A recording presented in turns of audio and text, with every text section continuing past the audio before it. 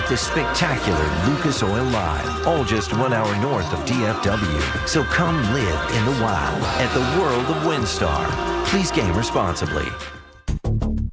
This is the Dallas Cowboys Pepsi Postgame Show. Pepsi, proud partner of the Dallas Cowboys.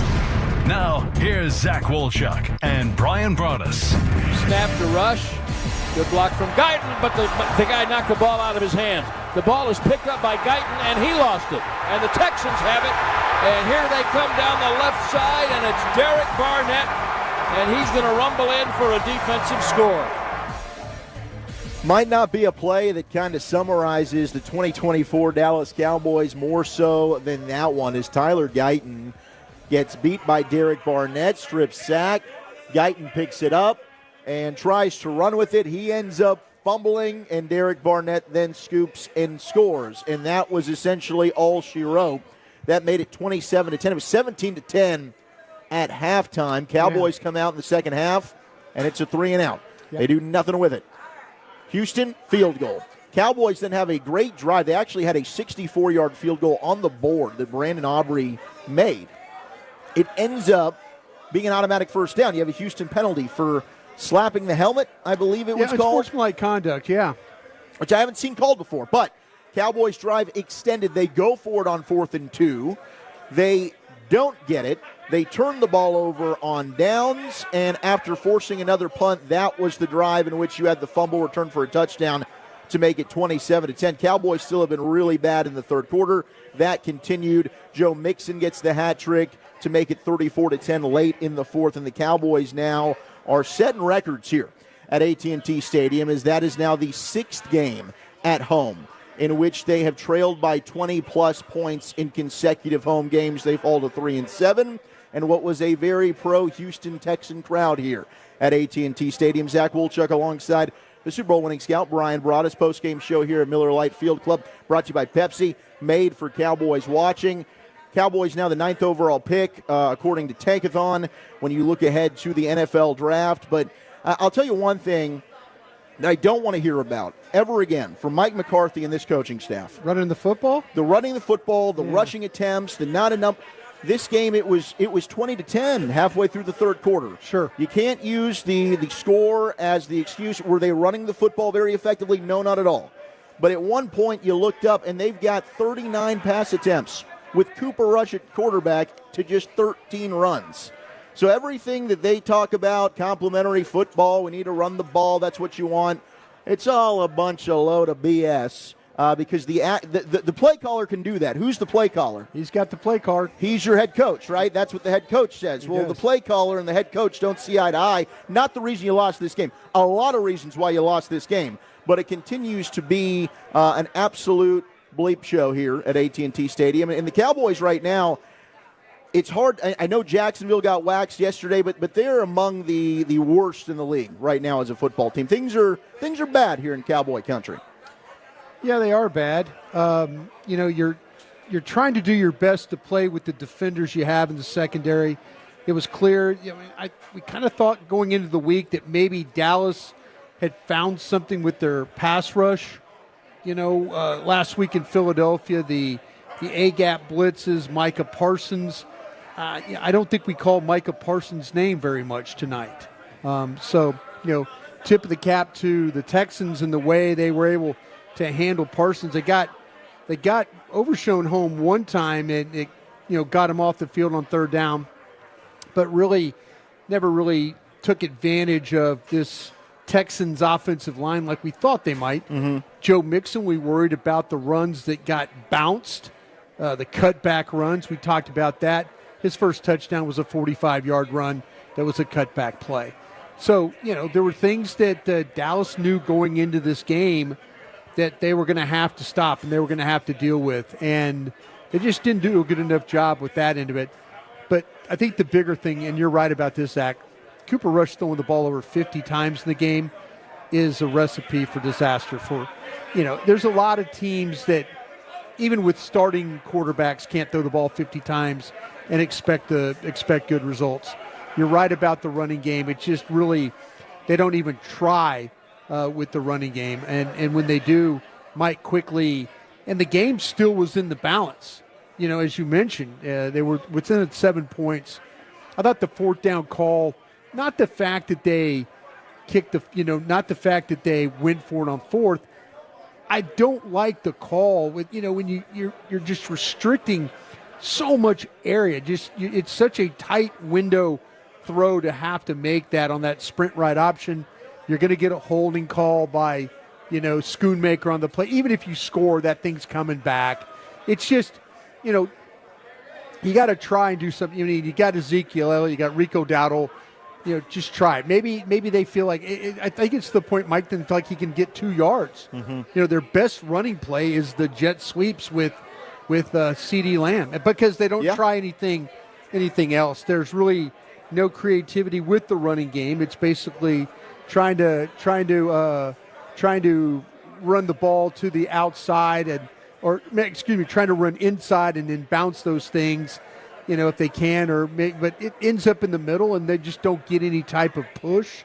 And so I could see where McCarthy gets frustrated by it and goes away with. But, yeah, Cooper Rush throwing the ball 50 times in the game, you were guaranteed you were probably going to lose this football game, and that was happening. Yeah, 32 completions on 55 attempts, 354 yards, the touchdown and the interception there for Cooper Rush. But I'm with you. I mean, that 4th and 2 call – I didn't like it at all. I didn't either. And honestly, I would have just for that very reason just kicked the field goal. You're still within made it a 7. 7-point game. Yeah. I mean, to me, their defense is battling. I mean, they are battling.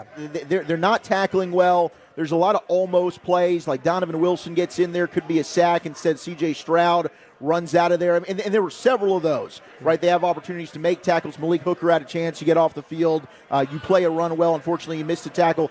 There's a lot of things wrong. It's not that the defense is playing great, but they're battling out there. And they're giving you a chance to be in the football game. And unfortunately, over time, they're going to be broken because the offense is not really able to do anything. You just had a nice long drive. At least reward yourself and reward the other side of the football with feeling like, okay, they came away with something here. Right. Instead of you've turned the ball over on downs now, it's 17-10. And now next thing you know, boom, it's 20-10. And anytime this team is down double digits, you're kind of feeling like, is that an insurmountable lead with the way they're playing offense right now? No, you're absolutely right about that. And to me, I just, you're not even giving your defense really a chance. You're absolutely right. Positive with the points. Make it a 7-point game. Now maybe you put a little bit different pressure on the Texans on the next drive. Maybe you get your pass rush going. Maybe you're the one that gets the sack, fumble, scoop, score. You just don't know those things. But to me, Mike McCarthy, and this is where I believe that McCarthy's at right now. He's looking at his job right now as got to do something. And instead of, and I'm not saying you always have to play by the book, but these coaches that give up points, these coaches that give up points on drives, it's really an epidemic around the league. But with McCarthy, you got to kind of wonder with his job status, with the way the season's going, is he looking at it as, I'm not going to do what I'm supposed to. I need to take a risk here. And, at the end of the day, it's not going to matter because I'm going to get criticized by the owner, general manager, at some point in time that we need to do better. And he's not going to let me, I'm not going to be able to get a contract extension, that, hey, I might as well do this because I want to do this instead of playing football how he probably needed to play football tonight. Yeah, and now the offensive line pretty battered and wounded. I mean, Zach Martin Christie's telling us before the end of the first half he's ill along the sideline. Yeah, he's battling with a ton of different injuries. He leaves the game. Tyler Smith then leaves the game due to injury. You've got Tyler Guyton who hurts his shoulder, which is what they're reporting after that play. I mean, across the offense. And then Awesome Richards comes in, and you have a holding call there that takes away a nice play to Flanoy. I mean, and you talked about it at halftime, Brian. The lack of really anybody other than CeeDee Lamb being able to win. It was a ton to the tight ends, and Jake Ferguson gets concussed early in the game, so he's out. So you're really featuring Brevin Spanford and then Luke Schoonmaker. Yeah. That's where a chunk of the targets were going. Where was Turpin? I mean, Turpin has 2 targets, 2 receptions. He has a game-breaking play for you. Yep. Is there no way to get him more involved in what's going on? To me, this is where I don't and as being in the league as long as this is where I don't understand coaching. This is I'm so driven in my life about matchups. Obviously, Turpin's speed is a problem for teams. You saw how do you not get him involved? I'm not talking about screens and stuff. I'm talking about downfield plays. Just didn't happen tonight, Dan. It's pitiful. I mean, it really is. And you're right. I mean, you look at what Turpin did today, and he's got 3 targets, 3 catches, 86 and a touchdown, one of which was the 64-yard run. And he's the one guy that's got some speed for you. Yeah. I mean, Next Gen Stats is reporting that was the fastest the ball carriers run all year long. When you look at the GPS numbers that he got to a miles per hour of 22.36. He's flying. That is some serious speed. And then, I mean, the returns, you and I are looking at each other like, this is probably the best chance for points. Right. Is the punt kick returns with him back there. Right. It's absolutely just head-scratching and puzzling. Zach Wolchuk alongside Bryan Broaddus. We're going to be rocking with you until 1 a.m. We'll have Coach McCarthy, who's speaking now. Jerry is also speaking with the media. We've got more in the room with Coach today. As we've got Clarence Hill, Todd Archer, Calvin Watkins is in there, Tommy Yarish is in there. We got Mickey Spagnola. We got more than usual there for Coach. Maybe they're kind of feeling the way the fans are clearly tonight. We don't really care what Jerry you have to say right now. 34-10, Texans beating the Cowboys. 877-881-1053. The number to call. The number to text 877-881-1053. You're listening to the Dallas Cowboys Radio Network. Cowboys football and Miller Lite. What a pairing.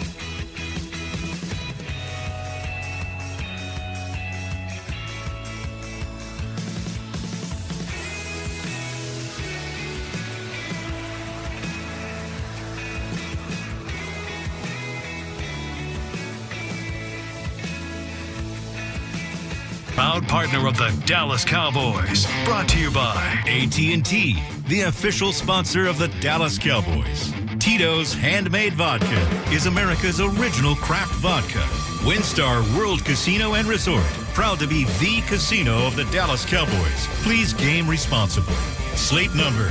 Sleep Number, the official sleep and wellness partner of the Dallas Cowboys. And by Miller Lite, the only beer of the Dallas Cowboys. The veteran Rob. Oh, it's a fake punt. Anger throws the ball out to Wanye Thomas, and he caught the ball, but short of the first down. Wow. Yeah, there was a nice fake punt attempt there for the Cowboys. That was early in the football game, too, as the Cowboys, it was their first drive. And they end up going on 4th and 9. Fake punt there, Anger, to Wanye Thomas for 4 yards. Turnover on downs. Now they got bailed out because Malik Hooker gets an interception on the next series, but then Cooper Rush threw an interception directly afterwards. So it was kind of just maybe the only time I was right forth in the pregame show. You called that. Called you the did. Fake punt. Now, do you know the last time that a Bones Fossil fake punt worked? Okay, wait a minute. You're going to get me on Philadelphia? Was it Philadelphia? That did work. We've got one more recent. Got one more recent than that. Was that Bones or was that Garrett? That might have been a Garrett one with Chris Jones. Yeah. Chris Jones had a couple where he ran for it. I remember one time, Phil, was that right? It's probably a Garrett. That was a Garrett one. This Bones one is also a pass that he hit C.J. Goodwin with for a first down to start the fourth quarter of a pretty big game. Oh, who was it? 2020 wild card game against the Niners. Oh, wow. They haven't had a fake punt work, and we've seen several of them this year. But an interesting, I get it. I guess you're feeling like, hey, we're outmatched here. Let's go ahead and get a little bit creative. But it's weird. It's just a weird call. It didn't look like it really had a chance to work there, Brian. I don't know. You called it. And I said they were going to try something. For a second, I'm wondering, my gosh, was it 4th and 3? Did they have an opportunity to pick this up? No, it was 4th and 9, and they picked up 4 yards on the 4th and bleeping 9. Are you kidding me? 34-10. The Texans get the win over the Cowboys. Cowboys fall to 3-6. You've got to just try and find humor when it's just dark and despair out there. It's a bad time. Is that 3-7? 3-7. It's 3-7. Did I say 3-6? You did. It's not updated here on the sheet. I'm my bad. I'm my sorry, apologies. Brian. I didn't mean to jump in there like that. No, it's 3-7. We need to correct this. Yeah, it's 3-7. And I don't know when the next win's going to come, if there is any other win that will come here. But it is the post-game show here from the Miller Lite Field Club, brought to you by Aristocrat. You just cheered for America's team on the field. Now see them on the reels. Cowboys-themed casino games developed by Aristocrat, now at a casino near you. Aristocrat, a proud sponsor of the Dallas Cowboys. If you got a gambling problem, please contact 1-800-GAMBLER for 21 and over. Let's go ahead and pause 10 seconds for station identification across the Dallas Cowboys radio network. Your turn it on, leave it on. Home of America's team is 105.3 The Fan. Hello, baby. KRLD-FM and HD1, Dallas-Fort Worth. An Odyssey sports station. Zach Wolchuk alongside the Super Bowl winning scout Brian Broaddus. We do want to hear from you, 877-881-1053. That's 877-881-1053. The number to call, the number to text. We'll hear from Mike McCarthy, Cooper Rush, Jerry Jones, who's speaking all momentarily. But let's get to the phone lines, and we start with our buddy, Big Jim. What's going on, bro?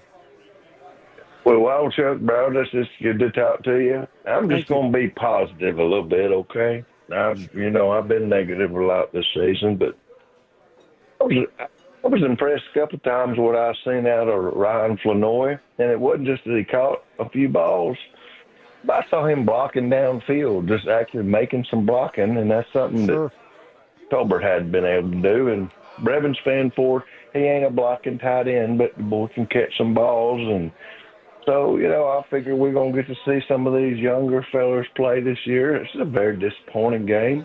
Mm-hmm. I will say, not to be negative, just kind of call it like it is, that fake punt on the first drive just really reeked of desperation, if you're asking me. Sure. And kind of felt like I was watching a seventh grade football game, just trying to wish for something good to happen. But you're right, we were in this game for a while, and I think you got to lay this one up on your play caller tonight, because I think some boys came out and played hard. Of course, we had a lot of the injuries, but was excited to see some of the young fellers get out there and do some good things. So, I just, don't want to start off on too negative of a thought. But, boy, appreciate you fellers, and I'll I guess I'll be staying up and listening to you till the bitter end. So love you fellas, and we'll talk later. We love you too, Thank you, Jim. You're the Appreciate man. that. We appreciate you, Big Jim, there. Keep the phone lines rocking, 877-881-1053. But joined now by the voice of your Dallas Cowboys, the legendary Brad Sham. Brad, 34-10. This one was competitive, though, until the unfortunate 4th and 2, and then things kind of went awry from there with Guyton trying to pick it up. He gets hit, fumbles. But overall, again, the defense was gutsy, just unfortunately unraveled in the second half. I really think, Zach, it's important to look at who's on the field. Babe has a saying, if you want me to tell you who's going to win, you got to tell me who's going to play. So you saw who was in the secondary. The defensive line is what it is. And then the offensive line all started to get hurt. And they were in the game. It was unfortunate to take the 3 points off, but thoroughly understandable. You really didn't have a choice when you got a first down at the 30. Right. And 4th and 2, how much does the 3 help you? You'd like it. It doesn't help you as much as if you can get a first down and score 7. Yeah. But the real backbreaker was the fumble. Once you how many get weeks in a row are you going to have Cowboy linemen falling on balls, picking up balls? You would figure at some point in time you've watched this tape, and it's like, guys, if one's on the deck, we're on the deck with it. We're not trying to be heroes. And to be honest with you, hell of a reaction by Guyton to catch the ball. Quick hands. But the best thing Guyton could have done was just pat that ball straight down. Mr. Broaddus? And something has to be conveyed, a message along the way. Correct me guys, if I'm wrong. If we're in space, knock it down or just fall on it. Correct me if I'm wrong. I know it's been a minute. I believe you played. A long time ago. But you did play competitive college football at a very high level. Put on a uniform and a helmet. Yep. And in a situation like that, they would have told you. Yeah. Who was your coach? Charlie Mack? I played 2 years for Jerry Stovall and then 2 years for Bill Arnsparger. So they the Killer Bees, Bill Arnsparger. They would have told you everything you just said. Yeah. And if the ball is floating around like that, you just fall on it. Maybe you do and maybe you don't. No, you fall on it. Well, you just don't. You're taped up. Your gloves are taped up. You live to fight another play. And you hope that the next time Tyler Guyton's in that situation, that's exactly what he'll do. All I know is we've had 2 games now where linemen have tried to be Tony Dorsett's. Who was the other one? Which one? The other lineman who tried to be Steele out there in the flat. The ball that got knocked out in the flat, was it Philadelphia? Yeah, I believe so. Last week. And he tried to pick it up and run with it. Ball was out in the flat. He tried to pick it up, and they got the ball. And then they got it right back. Yeah. You don't want them to do that, but they did. Coaching points. I'm just being a coach right now. No, but I think that's where the game then. Yeah. Maybe that's where the overall game is. Yeah, I know, but you just play each game as it comes, and so, when you get down 27-10 and it happened that way, 2 fumbles on the same play. Sure. I don't know if you heard, but Babe and I talk about this all the time. The great Eric Nadel, Hall of Fame voice of the Texas Rangers. Absolutely. And he, 30 years ago when I was doing Ranger games with him, Eric taught me the reason you come to the ballpark every day is because you never know when you're going to see something you've never seen before. And I've never seen 2 fumbles on the same play, and I've never seen 4 different guys get called for personal fouls on the same play.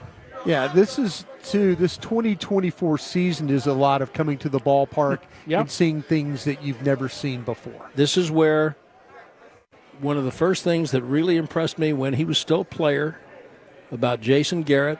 He was third-string quarterback in the locker room at Valley Ranch, and he stayed after practice every day through to Michael Irvin hours. And he didn't just have to have somebody get hurt. 2 guys had to break their leg. Yeah. And I was kind of friends with him by that time. And wait a minute now. He threw to Michael Irvin in a game on Thanksgiving against us in Green Bay and lit us up. Did. Yeah. But he was out there working every day. And I said to him after this one practice, Two guys have to break their leg for you to play. You don't have to do this. Oh, sure you don't have to work this hard. Yeah. Why do you do this? And he said, I do it for the inherent value of the experience. It was so important to him to be able to take advantage. That's a very Princeton-like answer. It is, but it's genius to me. I mean, that's why we all come to, hey, anybody can do this stuff when they're fighting for a championship. Yeah. Do you love this enough, and can you study and be prepared and everything else when you kind of know the result before you ever go to the stadium? Yeah, it's a lot different than him going and working up in Manhattan, sitting in a building. I would throw routes all day long if you made me watch some stock ticker. and then, Zach, at the end you just see they're throwing to Mingo, and they're throwing to Flanoy, and they're throwing to Span Ford. And I'll say this, though. If Big Jim earlier before you popped on there, he was being positive. We were talking about at halftime. I was asking, hey, somebody kind of step up. Somebody try and other than CeeDee Lamb. I'll give Spanford credit, and I'll give Luke Schoonmaker credit. They've thrown Luke Schoonmaker. He goes from playing backup guy to having 3 offensive snaps. He's been in witness protection. He has. His face was on a milk carton when I had cereal this morning. And look what he did. He played his butt off. He played well tonight. And I'm saying when we're going to watch the tape tomorrow, there are going to be some guys that play well. This thing just gets away from them. Yeah. It just gets away, and you kind of feel it. Yes. You kind of feel like, oh my gosh, we're fighting for just inches right here. Well, as you well know, it's a really hard game to play. Very hard. And it's taxing. Very. And when you don't have some reward as a player, something positive, it's really hard to call on that inner reserve. So they fight. They go out there, and it's 20-10, and they're still in it. And, boy, if we just one mistake away, and if we just – and then when they don't score on 4th and 2, and then they have a defensive score, and now your mental back is broken. Right. And that can only happen for so long. 100%, which is why I felt like just take the field goal there on the 4th and 2. Yeah. Get your defense, give them something to feel good about. Hey, you just finally scored. It's a one-possession game. I don't disagree with you, and I have to tell myself every game I watch. You're not a coach? That's not the football we were raised watching. Is not how we play today. No, they don't. Today, you go for 4th down. Yeah, their coach did the same thing. They all do it. Yeah. What do you think about the fake punts that we're seeing here? I don't know if I hate it as much as Babe hates it. Babe really hated it. Well, at least they completed this pass. They did complete it. Yeah. I mean, I would like to see a little. Like higher, a punt for 51 yards? I'd like to see a little higher chance of reward when I take that risk. Yeah. But that's kind of a drop in the bucket, really. Yeah. Yeah, that's the amputation with the Band-Aid trying to cover the amputation. That's right. That's right. Yeah. There's a lot of other things. Jerry Jones would tell me, he would go, Bryan, there's a lot of other things that we need to worry about other than the fake punt. We got more pressing issues. Well, people went nuts. Was just last week, I guess, when he said to the reporters outside, what do you want to do, tear the stadium down? Yeah. And it was trying to fall down earlier. I'm aware. And I had a couple people say to me, boy, Jerry. And I said, look, you know what that is? That's an angry, frustrated guy. That is. Who is very well aware that he's got much bigger problems than a window. That is true. So that's all that was. That is very, very true. Any final thoughts before we let you out of here, Brad? Well, it's 15 minutes until the plane leaves for Washington. Okay. So you'll be on it. I will be on it. And it's a terrible angle. And yes. I hope all the plays materialize in front of you. Yeah, you know what? I've got a great spotter. You do. And so there are some interesting things, Zach, going forward now. First of all, who's going to be available to play? If they have Ferguson or Martin, I'll be very surprised. Yeah. And so who's going to play? And then at some point, you have to ask Trey Lance. Right. At some point, I might want to ask about Will Grier. Because Will Grier, right now, is next year's backup quarterback. 100%. Gotcha. Prediction, Trey Lance starts the game this week. This week? This week. There it is. All right, you're Just on put in record. the call. I'm on record. Thank you, Brad. We appreciate it. Okay, boys, have fun. There he goes, the voice of your Cowboys, Brad Sham. We'll get back to your calls and texts. We'll also hear from Coach Mike McCarthy. Dallas Cowboys football will continue in a moment. It's football season. Grab your Dallas Cowboys gear at JCPenney.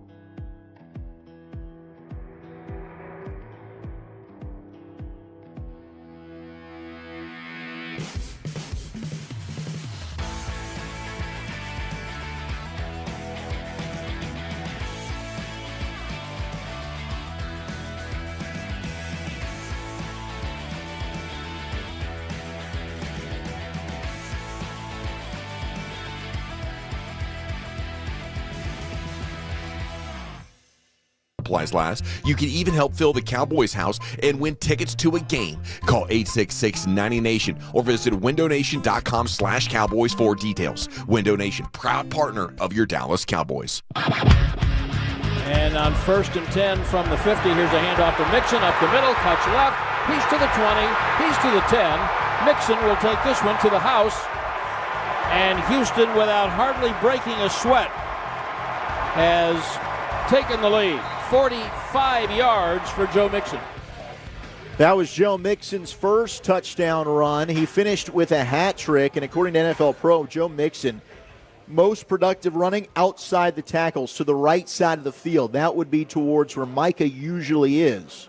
What do we say? Yep, you can run right at him, right? Accounting for 7 carries, 59 yards, and all 3 of his touchdowns. That's a 71.4% success rate. So that was Dallas's right side, right? Yes. That's, if you look at the metrics, we talked about it all week. Well, it would be the Cowboys' left side. The Cowboys' left side. Okay, so it was Houston opposite. ran to their right side. So it's the Dallas left side. Yes. Okay. Metrics was telling us going into the game that where the Texans were having their best success was outside to their left behind Laramie Tunsil. And so, but they had the most success tonight on the other side. On the opposite side. Wow. They did. Okay. They did. But they're going to run the ball outside. That's their, right, that's outside their, the tackles, and they that's did it their very, thing. very effectively. Yeah. Zach Wolchuk alongside the Super Bowl winning scout Bryan Broaddus here from the Miller Lite Field Club after a 34-10 Texans win over your Cowboys. Cowboys falling now to 3-7 on the year. 33rd team saying Cowboys have allowed 37.4 points per game at home this year. That would be the most allowed at home by any team in a season in the history of the National Football League. The 1960 Cowboys currently hold this record at 36.5 points per game allowed at home. It's been very bad. Now, we've got our Cowboys insider Bobby Belt joining us here, and I guess Mike declined to speak. I think only a couple of players spoke afterwards. I know you were I think with Jerry. Yep. So you didn't get to go into the locker room. I mean, you went into the locker room and then everybody left. Nobody was there. Nobody stuck around long enough. I did see Micah walking around the hallways, like outside the locker. He was walking around with family and stuff like that. But big deal or not a big deal to decline speaking to the media afterwards? I mean, expected. I think it's just it's kind of weird things. Look, this is Houston. Didn't look like a very good football team today. They tried to help you in this game and a little bit. And they beat you by 24. Yeah. You're bad. There's not one team in this league I'm confident you could beat right now. No. Not one. You'll get a chance to prove me wrong, 10 days from now against the Giants playing their third quarterback and a team that's struggled a great deal, but you've got a bad football team. It's just – and there's – all of these post-game shows lately that we've done, we're just trying to find the most, poetic way and cut at the different angles of talking about what all comes down to the same concept, which is they're bad. They're just a bad football team with bad coaching, bad execution, poor talent, just a lot of dumb penalties. How did this team then, Bobby, go from 12-5 to 3-7? It's a great question. Schedule. I think that's what seriously, here's schedule. This team, and you and I talk to a lot of personnel guys around the league. Yeah.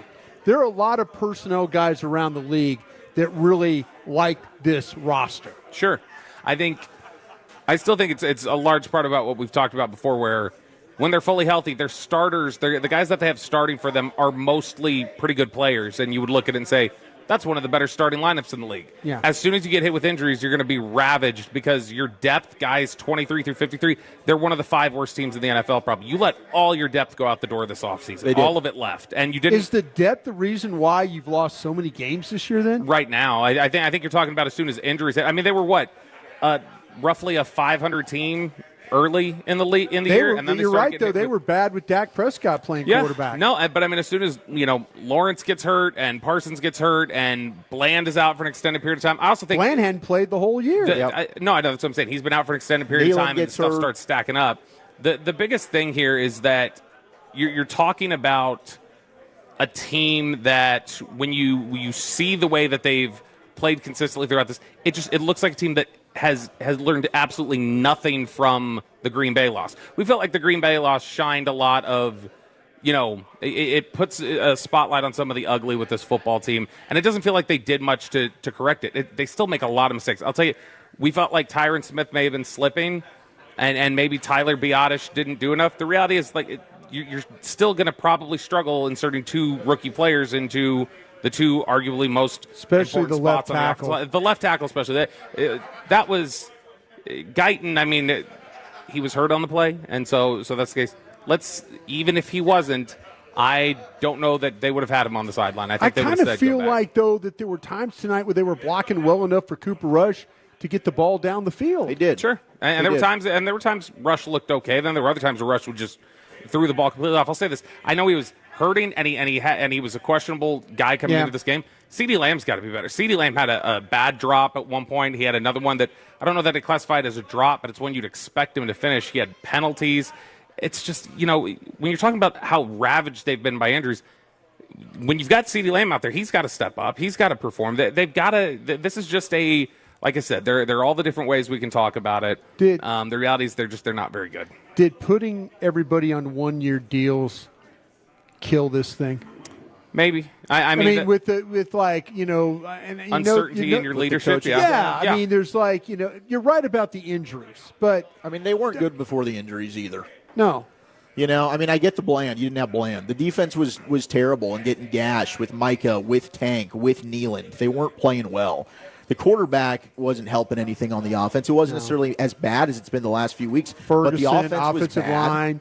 There's no number 2 receiver. The injuries to me, it's big. You can only survive so much. Right, but I don't want that to be an excuse No, but also, we got to talk about there has been a stretch where they've had, their top 5 best defensive players 100%. out for an entire stretch. But here's what I'll say, is that what happened was you've got scared coaching in there, too, I think, from the perspective of when you ran in there with 2 rookie offensive linemen. I'm sorry that's the reality for you, but it completely changed your passing concepts. We talked about leading up to this, how Nico Collins going out forced the Texans to do some things with their offense that is probably was this – I understand he's a big part of your offense, but are you coaching – to win, are you coaching a little concerned and a little scared and basically trying to play things a little conservative? What do you mean coaching concerned? He went for it on 4th and 2. No, I'm talking about before Collins was in. Oh. I'm talking about these last 5 weeks, how the passing game. Are you talking about the Texans or the Cowboys? I'm talking about draw comparison to what we talked about with the Texans. That's been Dallas all year with their 2 rookie offensive linemen.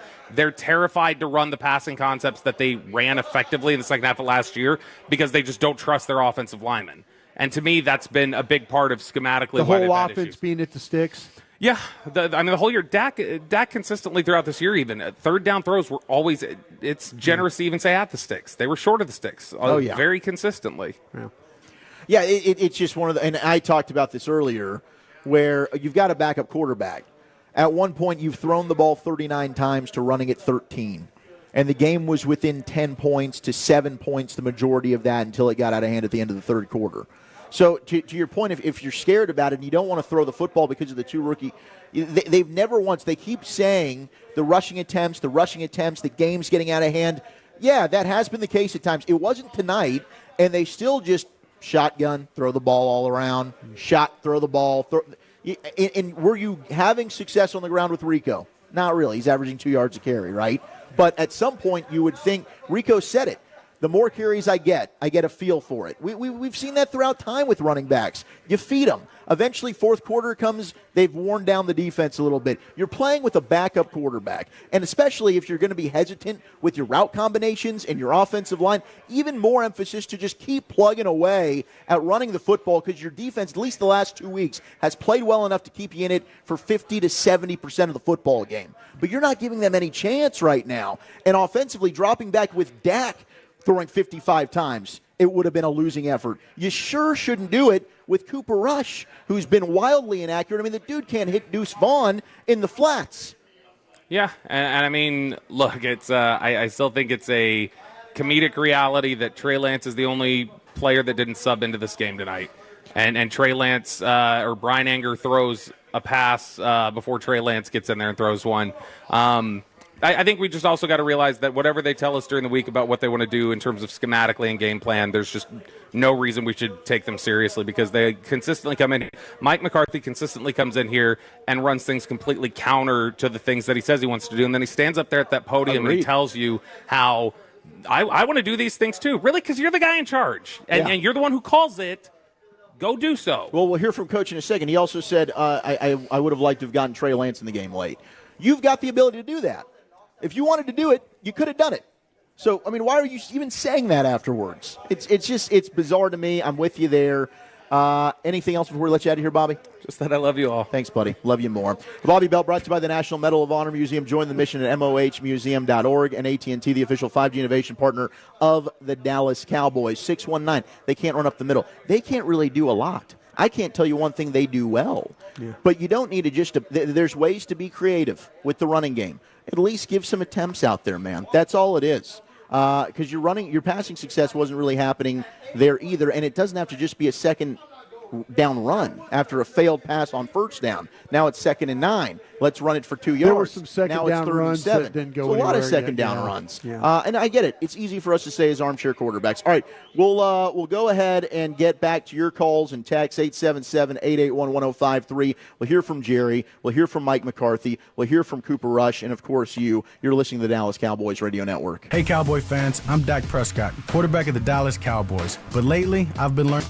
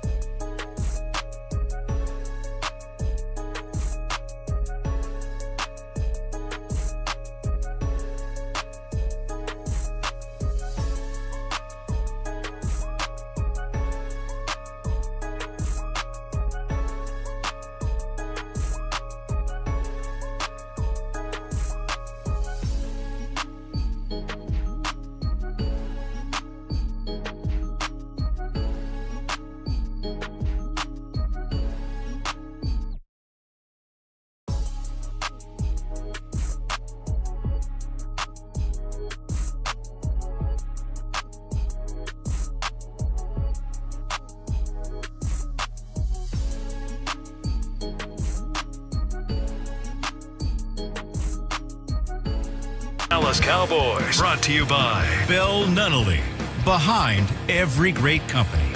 Pepsi, made for Cowboys watching. Buffalo Wild Wings. Ford, your North Texas Ford dealers. Ford is the best in Texas.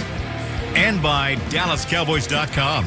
Keep track of the boys with daily podcasts and up-to-the-minute blogging at DallasCowboys.com and on the official Dallas Cowboys app. 40-yarder on the right hash for Aubrey. 40-yard kick. Wide right. Hit it off. I blame you. Okay, hit it off the right upright. I'll take the blame. You said it was automatic. Wow. It certainly seemed like he was automatic, but even Brandon Aubrey can miss one every once in a while. As that was a high snap, just didn't seem like Aubrey really got that one planted clean. And, he's hit that 50-plus yarder again in the first half. He made 20th career field goal there at 50 or more yards, becoming the first kicker in NFL history to make 10 field goals from 50-plus yards in consecutive seasons. That's pretty damn remarkable. How about the 64-yarder? There was a time, Wolchuk, when I was growing up as a kid, Tom Dempsey held the NFL record for it seemed like a million years of 63 yards against the Detroit Lions in a game at Old Tulane Stadium. I mean, nobody ever, and now these dudes line up from 65, 60. It doesn't matter. Yeah, it's crazy. Just knock them home like there's nothing to it. I mean, forever, you always felt like, the record for a long time was held, too, with in Denver because of the thin air. Jason Elam. Yeah. But, man, it's crazy how this kid just knocks field goal home. Yeah. I got to the point, I'm sitting next to you in the press box, and I'm kind of like, remember when I used to do that? Man, I'd punt this one. I'm not. I don't know. This one's pretty long. If you miss it, you get the ball to him right there. This is going to be, great field position. I don't even say a word. I just mark on my sheet, 64-yard field goal, good. I mean, it's crazy how he makes those kicks. That's the Super Bowl winning scout, Bryan Broaddus. I'm Zach Wolchuk here from the Miller Lite Field Club after a 34-10 Texans win over your Dallas Cowboys. We will get to your phones, I promise you, here in just a minute. 877-881-1053 is a lot of you have been waiting very patiently, but first we do need to hear from the head coach, Mike McCarthy, after today's loss. Clarence Hill, City, Dallas. Cooper had a lot of passing attempts. What were they doing to take away the run, even before it got out of the way in the fourth quarter? He had like 39 after three quarters. Yeah, we had a couple looks with motion, and it's just more about how they reacted to it. Particularly in their big nickel deal. We went to some base big fronts, so that I think we didn't hit on any of those, and just really couldn't get it going. Frankly, the run game, and that was a primary focus coming into this. I would have liked to have been a lot more balanced, run the pass. I don't want to throw the ball 40 times. And then, I think just with the injuries up front, their pass rush got going there, after we got, 2-score game and they got to a 3-score game.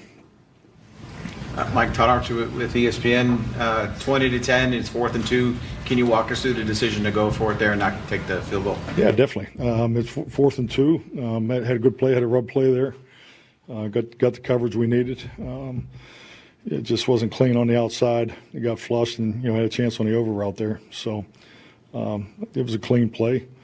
I think it's just like anything. You can't have it both ways. We're trying to play it exactly right, managing the game, 14 play drives. Obviously had the big penalty on the field goal.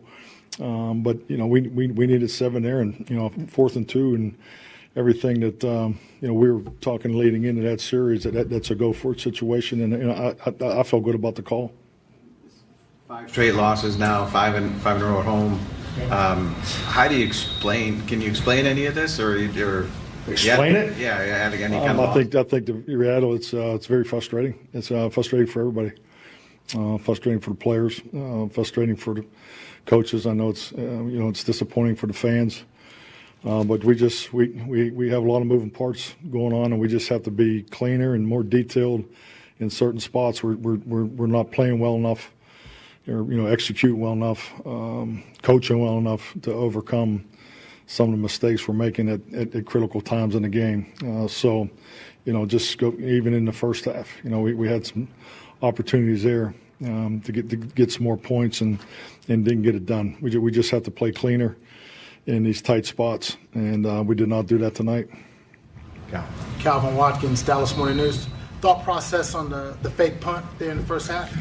Yeah, it was not a high priority. It was a check that reacted to what they were doing, and then they dropped a guy in the coverage there from the backside, and so they won a chess match here. That was a poor call by us. You talk a lot about the youth of your team. Obviously, you had to play a lot of guys tonight. Without looking at the film, are you just like, these are the people I have, I got to play them a little bit more now?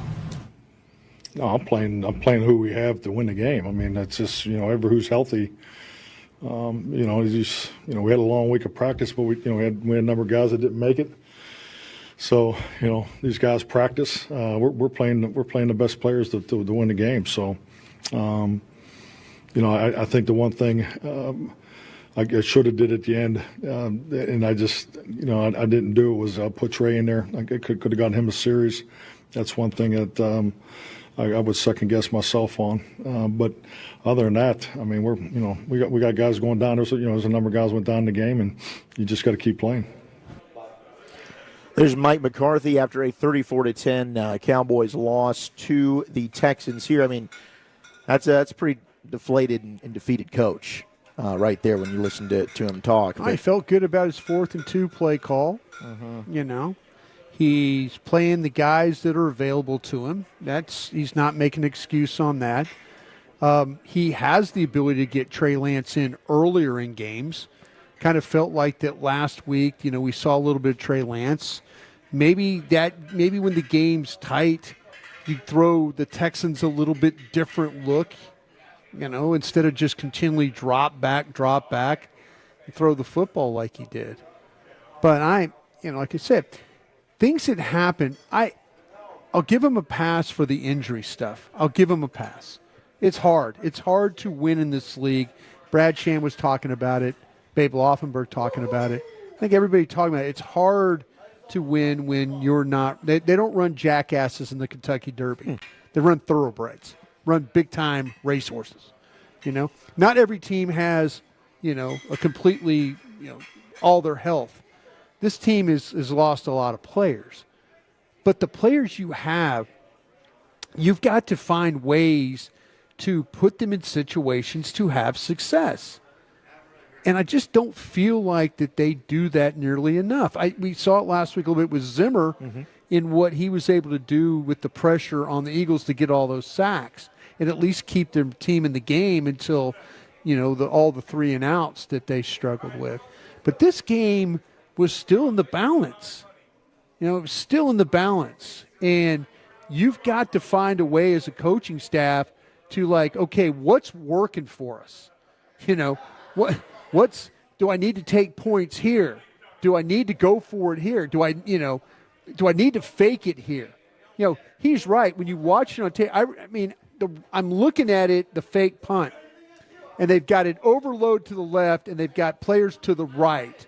So, you're thinking okay, if they were going to run a fake, would you snap the ball direct and just shoot the middle? Well, instead of shooting the middle, they tried to throw it in the middle. So, the Texans kind of baited them into potentially, they gave them a look that made Dallas think, okay, we could throw a pass off this. He's right. They won the chess game. Sometimes you call a play and it doesn't work. Sometimes it doesn't work. But there's been far, far, far too many times this year where I feel like this coaching staff has let down the players. Yeah. And I'm like I say, I am not trying to be a coach killer here. I'm trying to be you've got to take what you have. And maybe what you have is not good enough.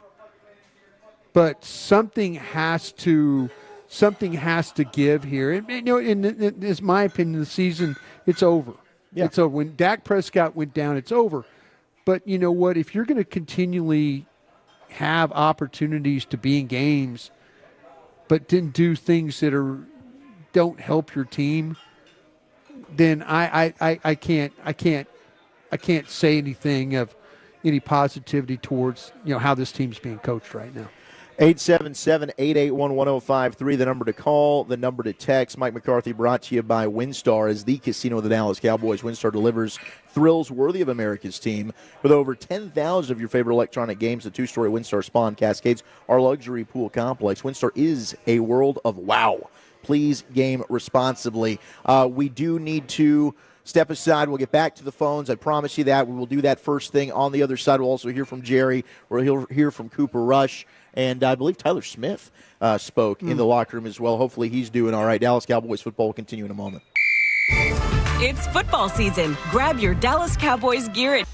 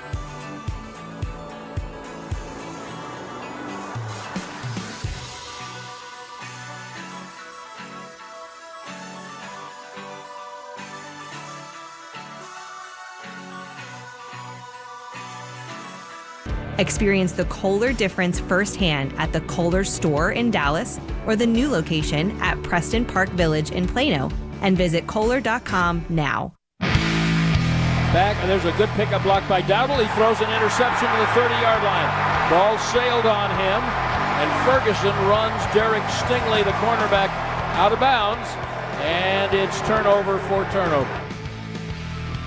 Malik Hooker got the Cowboys interception, and then Cooper Rush throwing it right back over to the Texans as Houston goes on to win this one 34-10, the final, as the Cowboys have now lost 6 games this year at home by, 5 at home with the by Green 20-plus Bay. points, which is an NFL record that they set last week with 4. Now it's at 5, but they've lost 6 in a row at home, dating back to Green Bay last year. To your point, right there. So it's really, really bad. There's hard to find a lot of positives here. Zach Wolchuk alongside the Super Bowl winning scout Bryan Broaddus. We will hear from Jerry Jones here in just a moment. And we'll hear Cooper Rush, Tyler Smith, but I do want to get to the phones. A lot of you have been waiting very, very patiently after a disappointing Cowboys home loss. Let's start with our guy Tim in Carthage. Tim, what's going on? Hey, Zach. Hey, Brian. It's good to talk to you guys tonight. And I promise you I'm not going to be one of those callers. I don't really know what was worse, that pretend fight I saw on Friday night or that pretend game I saw tonight. But I will say this, and I'm like you, Zach. I will be a loyal Cowboy player fan for the rest of my life. That's pretty much it. Not Jerry, but for the players, I'll always be a fan and wish them well. And I hate to say this, but something needs to shake up around that place and do it real quick. Now, my next 3 points are going to be quick, Brian. They're pretty much for you. All coaches will tell you the secret to success depends on 3 things. It depends on talent, luck, and timing. That fake punt tonight was poorly timed. Mm-hmm. And the second thing, you and Zach, do a great deal of screening of these young talents and these young players and analyze the players and the prospects. My question is, do you have any ears over at the Star, or does anyone at 105.3, the fan, who does this every day, have some input to help make a recommendation? And finally, guys, the what position? And I'm not saying players because I don't want you to call names on the air. But what position do you see as being the number one position that has to be addressed on your big board?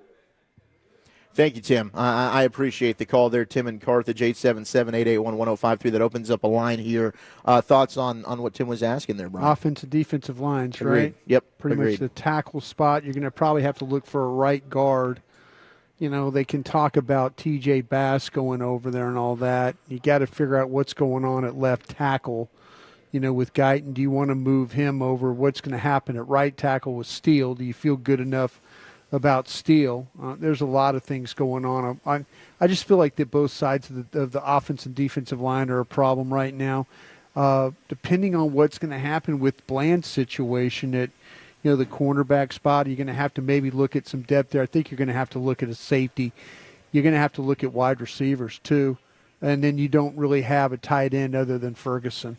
So, you know, we'll see what happens with John Stevens. I know, you know, he wasn't as good in camp this year, but he was coming off an injury as he was before he got hurt.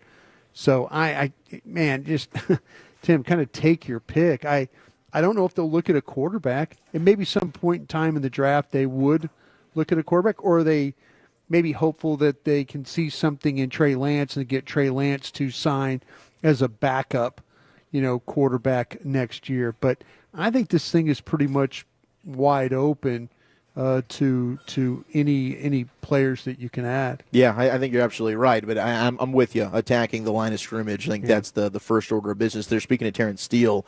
Daniil Hunter generated 10 pressures, 2 sacks on 46 pass rushes. He was brilliant tonight. Yeah. 9 of his pressures of those 10 came against Steele on the right See, side. and they didn't have Will Anderson in the lineup tonight. If Dallas is throwing the ball 50-something times, that could have been a real problem tonight. It was a problem, but even more pronounced if Will Anderson was in the game. All right, let's go to Christopher in Fort Worth. Christopher, you're on the official postgame show of the Dallas Cowboys.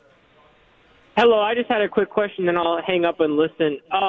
I know Broaddus usually says that we should select the best player in the draft, but is there a line where you say, you know what, this position group is so bad that we do need to pick someone in this position group, even though if it's not the best player on the board? Where's the line drawn for that? And is the Cowboys defensive line that bad where Broaddus, you could say, you know what, I know I usually say this, but we're this bad where we need to pick a defensive lineman? No, I think that's where you get in trouble. I mean, to me, in the first round, and you're probably likely going to have a top 10 pick, maybe top 8 pick.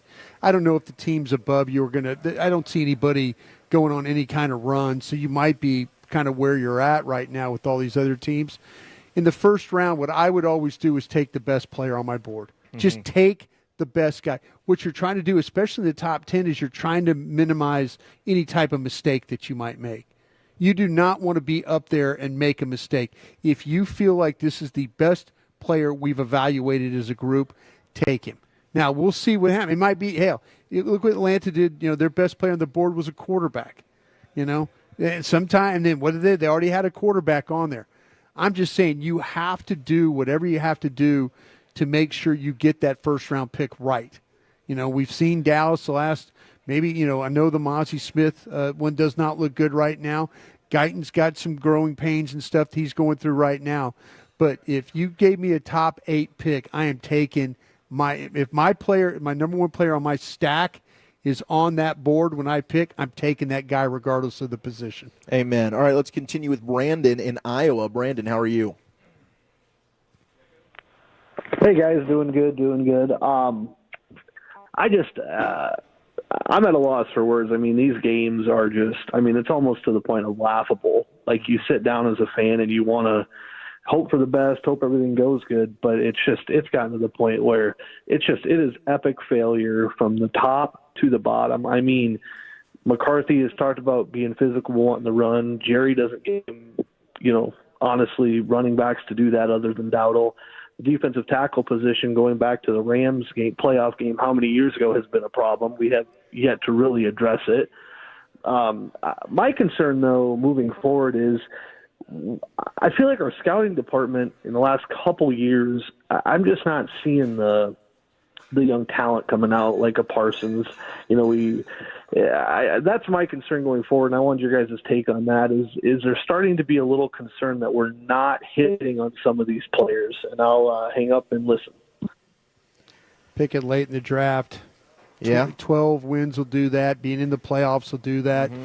You're picking second-round grades, guys. I don't know how to tell you that anymore. You got a chance to do some really damage in this draft. If they go in and they have top 8 picks in this draft, and then they don't have a fourth rounder, which I think is going to hurt them a little bit.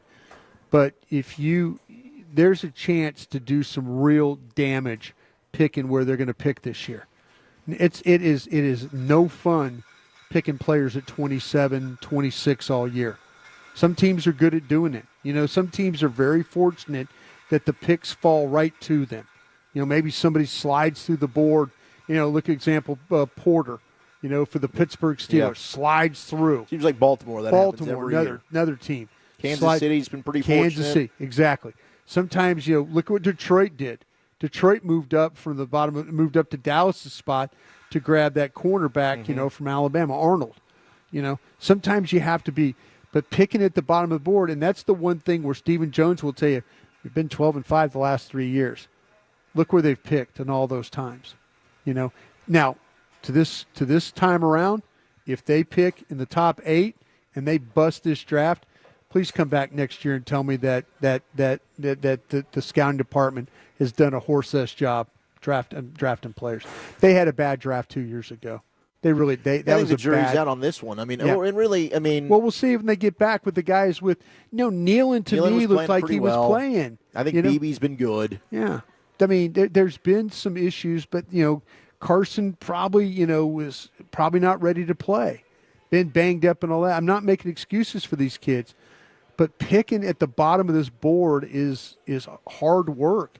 Like I said, there's probably between 18 and 22 first-round grades on your board, And so you're really drafting a second-round player, and that's a little bit more difficult, to really hone in on that guy. Today's game between the Houston Texans and the Dallas Cowboys at AT&T Stadium brought to you by Bank of America, the official bank of the Dallas Cowboys. Let's get one more call in here before we move to the other side. We'll go to Double A in Keller. Double A, what's going on? Hey, yes, sir. Hey, this question is for Bryan, lifelong Cowboys fan. Yeah. Man, my first game was in '78 against the New York Giants in old Cowboy Stadium. Love the silver and blue. There you go. But talking about Tom Dempsey, 1970, you didn't mention he had half a foot. He did. In an outdoor stadium. But let me keep going real quick. Real quick question. I love the Dallas Cowboys, but I'm disappointed. And now D.C., Dallas Cowboys, I'm jumping on the bandwagon with Dan Campbell and Detroit Lions. I hate it, but they're silver and blue also. That's Honolulu blue. Well, whatever color blue, but hey, love you guys. I love the Cowboys. Like I said, it's just disappointing. And like you mentioned just a moment ago, Detroit has made some good moves, and they're going to be elite for quite a while. There you go. Go cheer for them. Ford Field's a nice place to go.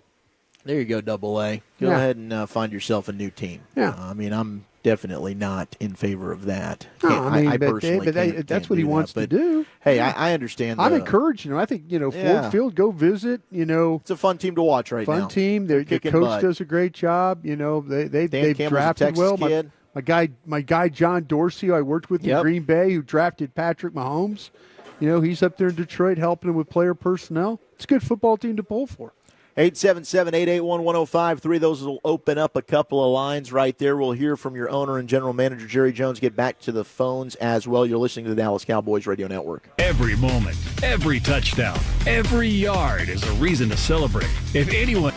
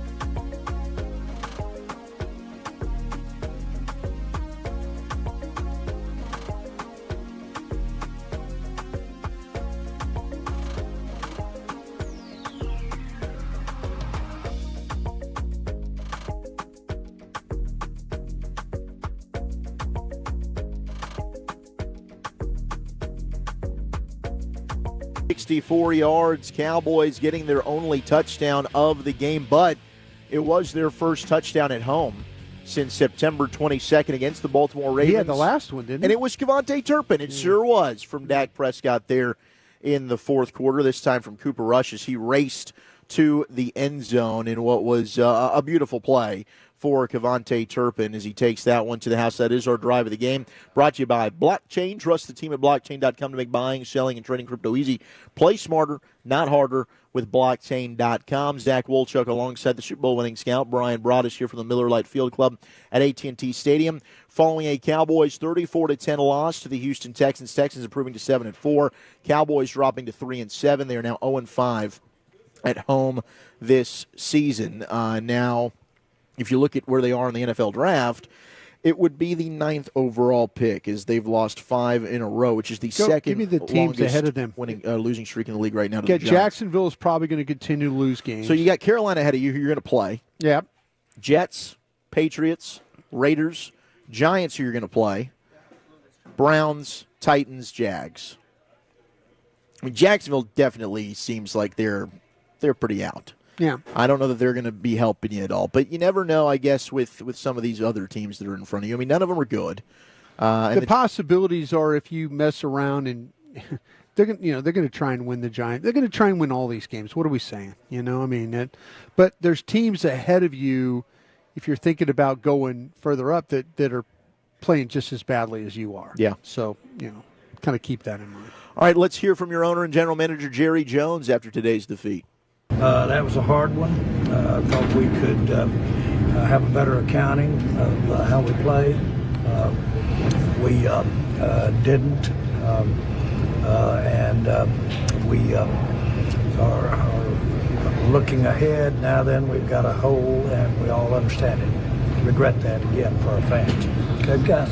Jerry, what devastates you most about this home losing streak of 6 games? Well, I don't know that there's anything but the obvious, and that is that we just aren't playing very well. Happens we're doing that at home for sure. We've had a big run of home games and we haven't done it, so we just aren't playing well, and it's several things out there for all the games, several things, and so it's not really. The amount of the score at home, it's not really, it's just the way we play. Jerry, what happened with the roof before the game? You had wind gusts a lot all day long, and wind apparently did a little damage, and then when we tried to open it up, the winds got underneath the roof at that time, and so everybody agreed that it did some damage, but if you check around, Dallas had wind gusts all afternoon. I think they call them wind bursts or something like that, but those it's kind of thing that ended up causing that damage, apparent damage, and we were aware of it when we were opening the door a few hours before the game, and had planned the minute we saw that not to open the door, not to open the roof. Will it impact the ability to use the roof going forward, the damage that happened? No, it's fixable, but you it wasn't a situation, time or otherwise to do it tonight, and certainly there was no risk at all to anybody on the field playing once we shut the roof. And again, we've got a lot of wind gusts in this area this afternoon, and apparently that created some looseness up there, and then when we did try to open it up, the wind got in there and exacerbated the looseness. Cowboys owner and general manager Jerry Jones. Special thanks to Pat Doney of NBC5 for helping us out with that audio right there. But, yeah, I mean, it's certainly a scary situation there at the roof. Luckily, nobody hurt. Yeah. But it did look beautiful with it open there momentarily. They ended up having to close it back up, so no roof open here tonight. John Machota, Jerry also going on to say, I worry a lot about execution. I worry a lot about communication in the line. I worry a lot about having 2 people in the same spot on routes. I worry a lot about all that stuff. But guys giving the effort out, no. You don't need to worry about anybody in that locker room giving everything they got and more. He went on to say that he wants to stick with Cooper Rush over Trey Lance at quarterback. Surprising. Because he believes that Cooper Rush gives them the best chance to win games. Well, if they're going to continue to throw the ball 50-something times a game, that's not true. If they want to maybe have some more balance to what Mike McCarthy would like to do, then I think I would play Trey Lance, and I would play almost like a college offense, like I've talked about, with the read option, the RPO stuff, maybe design runs, take a page out of, what the Ravens do. Some of these teams that have these running quarterbacks, even what the Philadelphia Eagles do with Jalen Hurts, So if he gives you, if you're just going to throw the ball all the time, then I guess Cooper Rush does give you the best opportunity to win. But to me, Mike McCarthy is struggling right now with his balance, and I wouldn't be surprised if he walked in there and was more adamant to Jerry in their meetings and said the coaching staff would like to play because you need to do something different offensively. You need to create more opportunities. The running game could create more opportunities. I guarantee you when we watch the tape tomorrow, it's going to be, the Texans do play a lot of heavy box stuff, but I guarantee you the running plays that they had, Dallas, nobody respects Dallas's running game. They really, really don't. Well, they don't really force you to respect it. No, they don't run the ball. They don't. And this is where I disagree with Jerry, is that Cooper Rush doesn't give you the best chance to win games. He really, really doesn't. Right. I don't know how you can say that right now with confidence based on what we've seen the last two games. Well, maybe with Kellen Moore, he gives you the best chance to win a game with Kellen Moore calling defense or calling offenses. Yeah, because you had a defense that was top 5 at the time in the league, and you also ran the football. Yeah. Right? So he was throwing the football 20 to 25 times. He threw it 55 times tonight. Yeah. That's not a recipe for success, no matter if it's Cooper Rush or whoever your backup quarterback is. It's not a recipe for success with your starter. If that was Dak, it wouldn't be a victory there either. Keep an eye on this one this week. I know it's a short week, and they might go with Cooper Rush, and then it's another short week to the Giants. But Mike had some regret about not getting Trey Lance in earlier. So let's see if he makes the decision or tries to convince Jerry and Steven that going into the Commanders game, Cooper Rush and Trey Lance better than Dan Quinn and Joe Witt and all those guys on defense for the Commanders. The Commanders have had some struggles on defense themselves, so we'll see how it plays. 877-881-1053, the number to call, the number to text. Zach Wolchuk alongside Brian Broaddus, a Super Bowl winning scout here. Post-game show, rocking with you until the top of the hour. Let's try and fit in some more of your calls. And as I know you've been waiting patiently, we love you. We appreciate you. Let's go to Bodie. Bodie on the East Coast. Bodie, what's up? Hey, what's up, guys? What's up, Zach? What's up, Brian? Brian, Bodie, first not of there. all, Bodie. I wanted to... Let's go to Clark in Austin. Clark, what's going on? Something wrong Jerry with phones? Jones. Oh, here we go. Hi, Clark. Yes, I have a question about Jerry Jones. I don't know Jerry Jones. You guys do. But I think he's a very, very smart man. You can't become a billionaire and not be pretty sharp. But here's my question. It appears to me, at his age, he's 82, Jerry Jones has to know that if he's going to win another Super Bowl before they put him in a box, he's got to give up the general managership.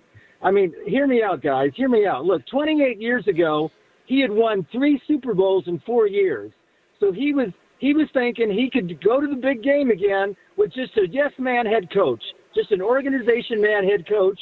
We've tried this for 28 years. So my question to you is, to you guys, since you all know Jerry Jones, he's got to know that what hasn't worked for 28 years is not going to work in the next few years.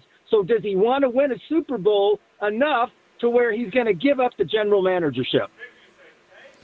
You're preaching to the choir, sir. I've been very outspoken about this during the way that this season's gone about. There is only one constant to how this thing has been run. But no, I don't think that I don't. I mean, do you think Jerry's responsible for day-to-day operations of the football team? I don't have that answer for you. I don't think so. My gut feeling is that Steven and Will and Mike McCarthy are the day-to-day operations of the football team. That's my gut feeling. I don't think that Jerry Jones, I think, in title, I think there's things they run by him. I think, is he there every single day rolling up his sleeves? He's got other things, other interests, but I believe the day-to-day operations of this football team have been are in Stephen Jones's hands and Will McClay's hands. Yeah, I think that if you're already looking at some of the things that they're doing in the offseason, not signing players and stuff, you think that's for 10 years. Yeah, but you think that's a Jerry Jones thing, or is that a Stephen Jones cap management situation? I would lean more so towards Stephen on that one. I just, I'm not trying to. At 82 years old, Jerry Jones, the guys like Al Davis, there's, the Brown family in Cincinnati. There's, but they transfer all the work to others, and I'm willing to bet that Stephen Jones, Will McClay, Mike McCarthy are responsible for the day-to-day operations of that football team, along with Adam Pacifica, Todd Williams, and others. That would be my guess. I think Jerry Jones is really the general manager in title right now. Is what he is. And so is doing just speaking. Yeah, he is. He's the voice of the organization until otherwise.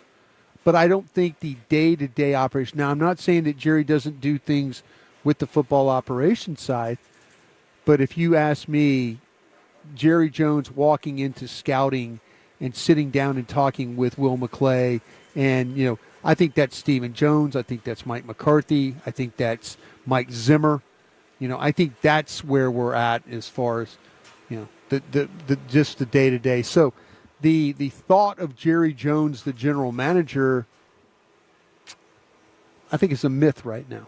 I think it's okay. Well, and maybe you're right on that, but he did go before the season and tried to flex and tell everybody that he was the GM. Oh, sure. To Clarence Hill, and he's the only effing person for the job. Yeah. So that's why there's now been a lot of he's things gonna that get the Jerry blame Jones. for that. But I'm just saying, day-to-day operations with your football team, I don't think so. So who do you think traded the fourth for Trey Lance last year?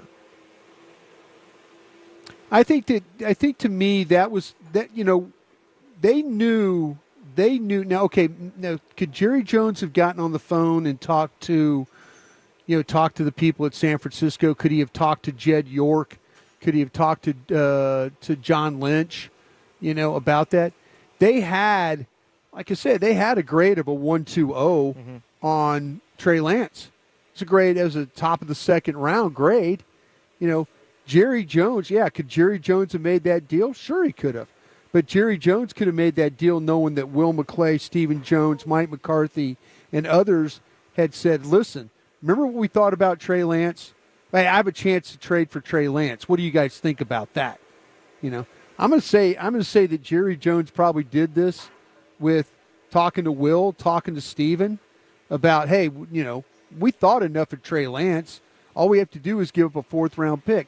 At the time when he made the trade, they didn't know they were going to get Dak Prescott done. He was thinking about the future of his football team. He was thinking like, hell, if we don't get Dak done, we're going to have a quarterback here eventually, right?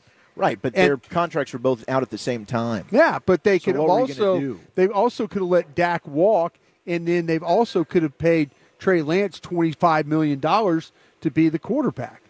They could have done a very similar deal that Jordan Love did with when he started when he got the opportunity to start for Green Bay.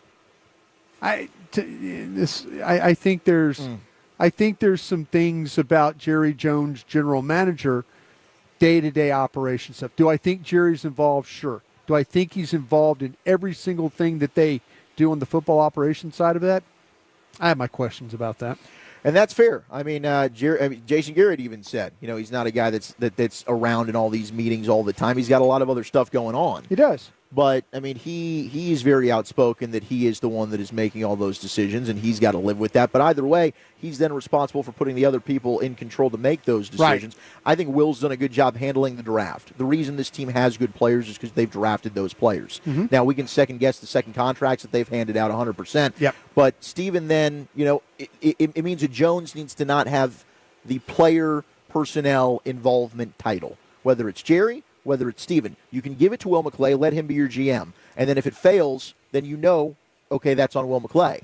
But then bring in another different person, another voice, another football man. But that seems to be something that won't happen. And I think that's kind of what the call is alluding to, right? Like the structure's been the same. You're asking something that isn't going to happen. There's always going to be a Jones that's going to be in a position that way. I agree.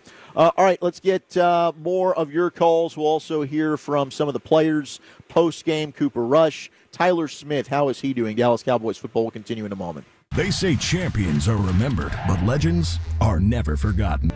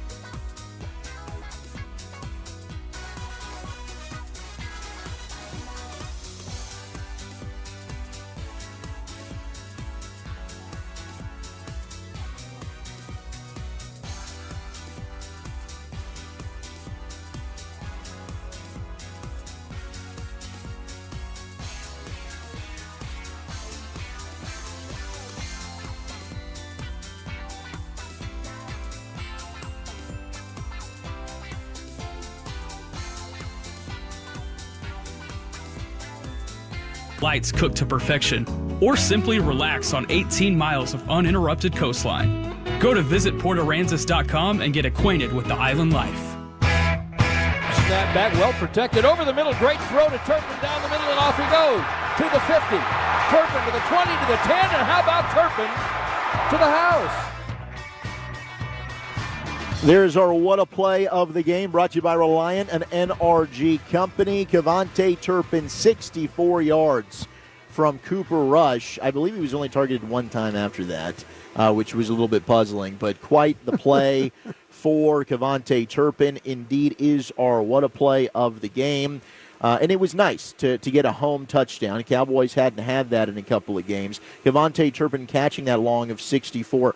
That was his longest since a 34-yard touchdown against Washington last year, which was his previous long. So the Cowboys getting on the board there, hung tough for a little bit. Couldn't get him involved, could they? No, they couldn't. 34-10 Texans over the Cowboys. That's the Super Bowl winning scout Bryan Broaddus. I am Zach Wolchuk. Right now, let's go ahead and hear from Cooper Rush, who took the podium after today's defeat. Cooper, Tommy Yarsh, DallasCowboys.com. 2 losses for you here as the starter. As you kind of look back, what do you feel like this team needs to do better offensively? Yeah, we just got to get the ball in the end zone. We keep shooting ourselves in the foot. Had a couple chances, couple momentum there in the second half, especially that we just didn't punch it in. Starts with me. I missed a couple throws. You drop a snap. Just opportunities like that versus a good football team, you can't blow it like that. Elwin Henderson, Gilmore Mirror. Cooper, you had such a great record in your previous starts. How tough has this been to accept these last 2 starts the way things have gone? Yeah, losing's never fun. I was fortunate to get off to a hot start with the wins, but this is the NFL. Everything comes to balance, and winning's hard, and we want to get that losing taste out of our mouth. Got anything, Sydney? Good. Cooper, when you've got guys on the offensive line going down and you've got different guys up there, how much more difficult does that make it to either check protection or just kind of get that in sync up front? Luckily, those young guys have played a lot. TJ's been in there a ton. I think Brock got in there later once T. Smith went down, and he's the smartest guy in the room. So in terms of communication, protection, things like that, it's no issue.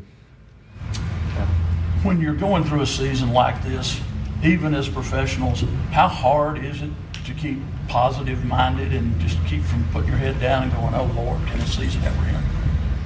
Yeah, it's just the competitive nature in you, I think I said last week, luckily the NFL's not slowing down and the other game's coming. So the competitor in you, it sucks. You're happy to have another chance to get out there.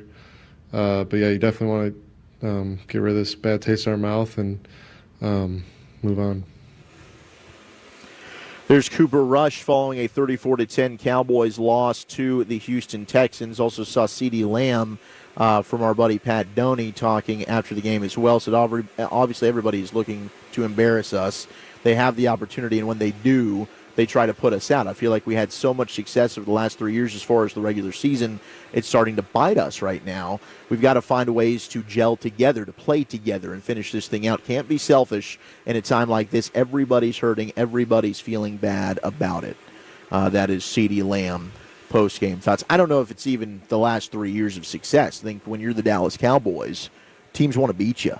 There's a stage that, especially in this place. Yeah. Absolutely. Like teams are going to want to win like 18 straight games. 16 straight games. This must be a hard place to play. Yep. I mean, it's the last 6 times out, it hasn't been good. It just hasn't. You've endured a lot of injuries. Your quarterback hadn't played particularly great. You don't have all the skill guys. You expected more out of Ferguson. I mean, there's a lot. The offensive line, there's growing pains there. Defensively, you get a new coordinator. I mean, there's so many things. You lose Sam Williams the first, right in training camp. You lose Micah Parsons for a little bit. It just every time you turn around, it's something different. And Cooper's right. The NFL, it comes around quick again, and I don't think it's about. I think teams have come in here, their personnel, their scheme, they've attacked the Cowboys. They put a lot of pressure, on their defense. They put a lot of pressure on their offense. Clearly they've put pressure on the special teams where they have to fake kicks and stuff like that. So it's one of those years that when you start to look at it, when we do the autopsy at the end of the year, it's not going to be one thing. It's going to be like 8 things that when you looked at when we were in Oxnard some 11, 12 weeks ago, kind of felt like, okay, this is going to be okay. This is going to be okay. They're going to be fine here. Well, in reality, none of that's true. No. None of that's true. You talk about, Jerry Jones even said it all the way back when we heard him from the Senior Bowl. Want to play better run defense and want to be able to run the ball. None of that's happened. They don't do either. And that's coming from the general manager. Yeah. So, evidently they felt like that they had the personnel. In the last 3 years, they've been a very good regular season team. This year, they're not. No. And teams are taking a good whack at them, while they're down. 877-881-1053, the number to call, the number to text. We'll get in some more of your calls. You're listening to the Dallas Cowboys Radio Network. Todd thought it would be secure to jog in the cheetah savanna. Todd believed the big cat repellent he bought online was...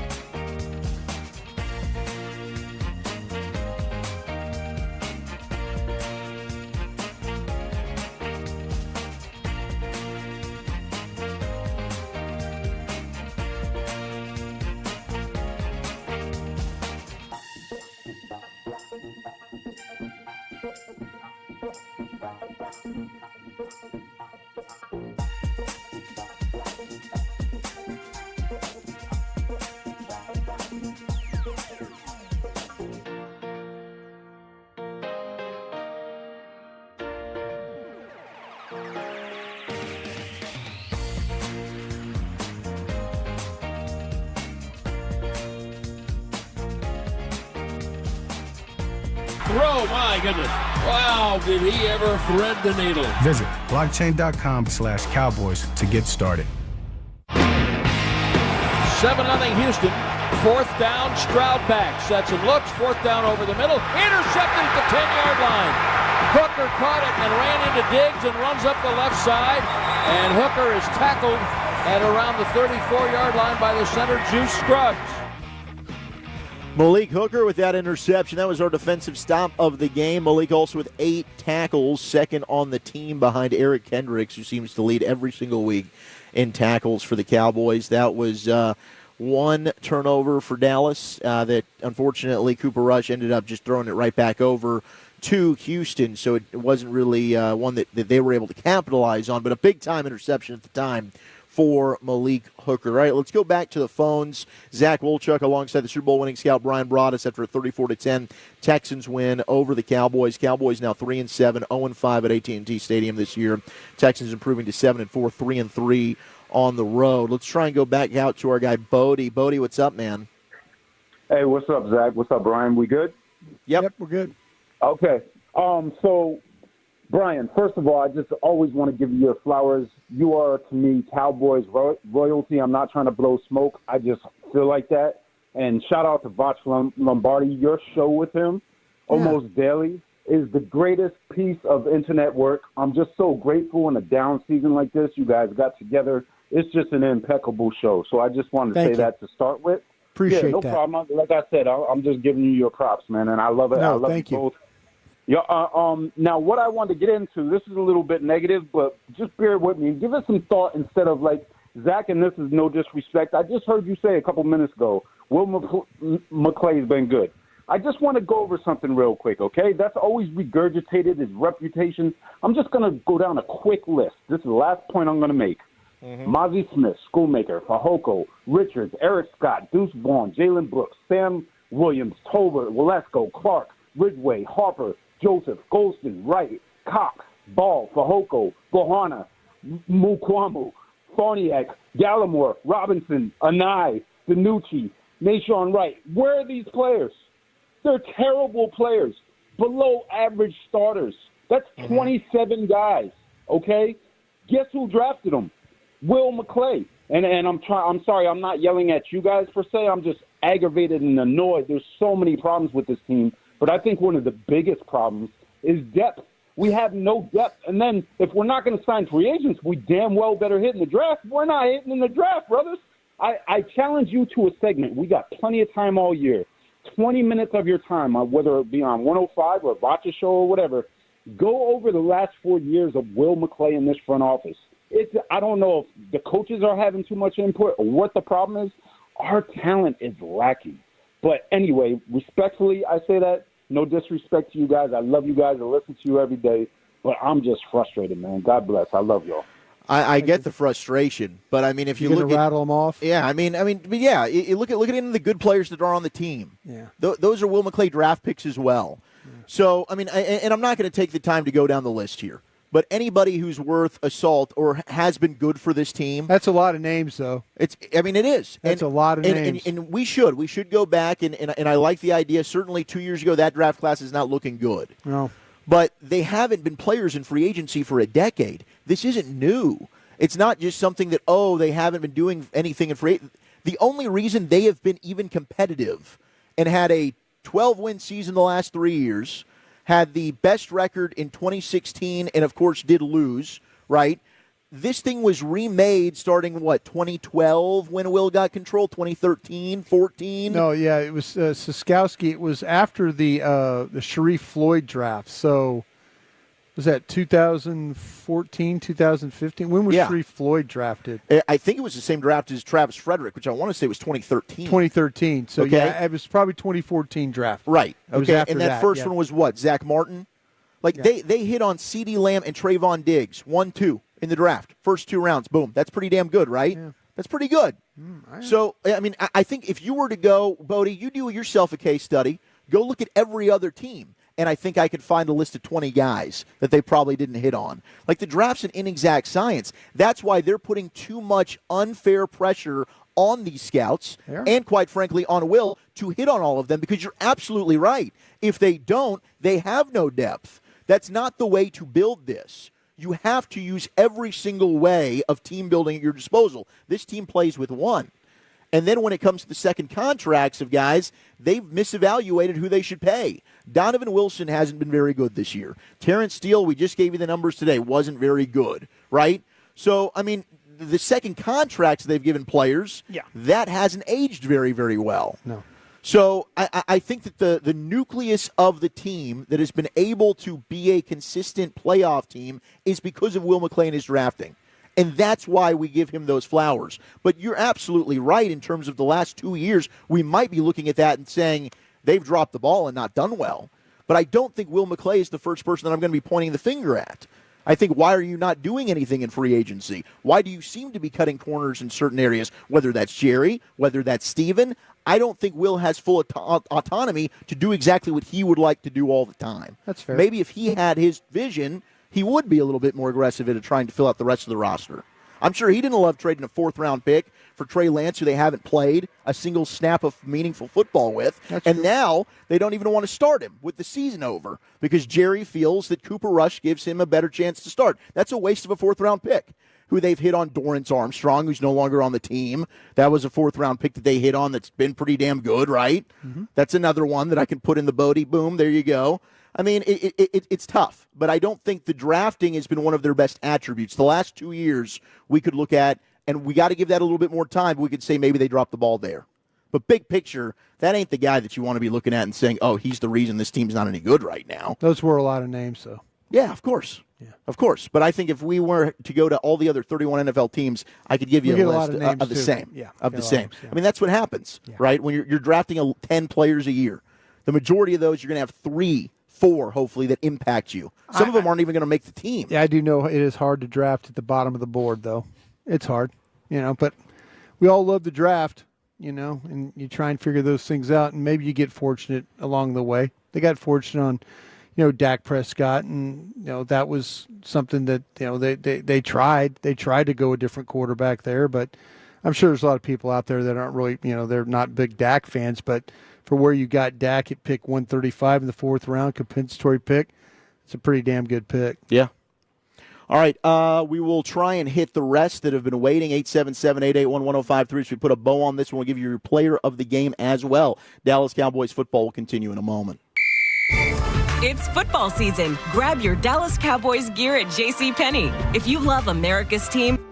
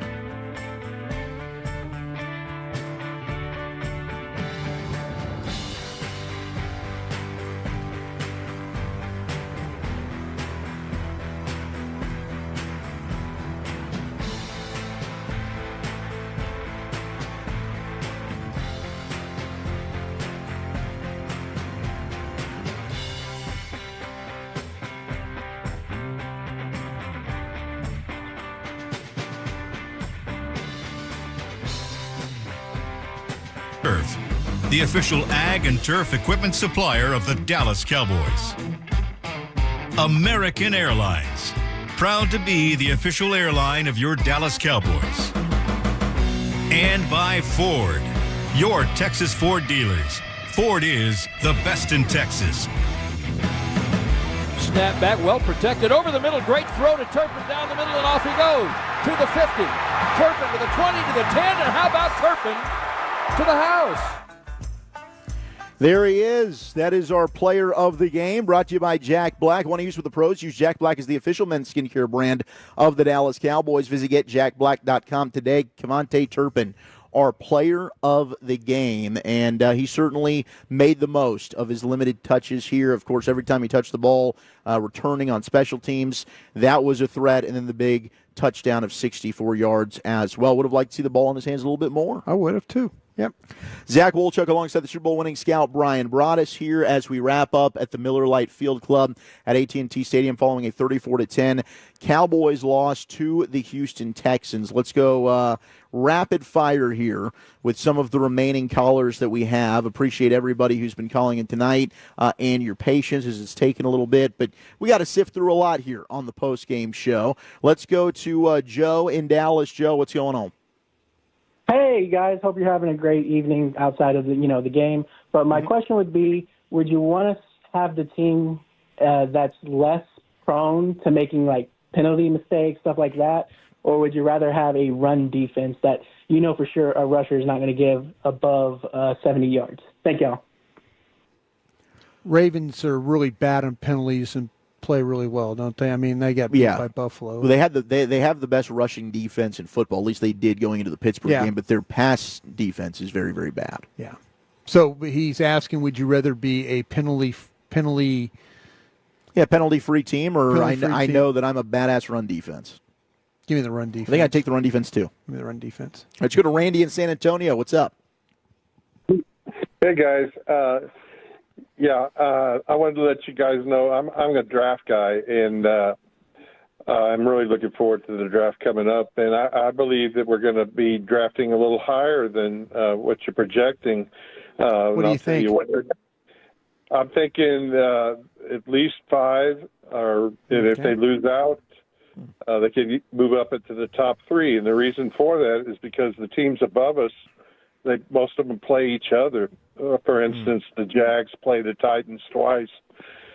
This coming week, the Jets will be playing the Patriots, and we'll jump whoever wins that game. So we'll move up to 8.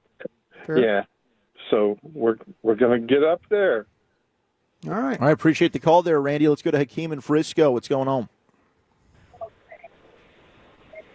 What up, Hakeem? Hakeem. All right, we got Aiden in Dallas. Aiden, you're on the official postgame show of the Dallas Cowboys. What you got?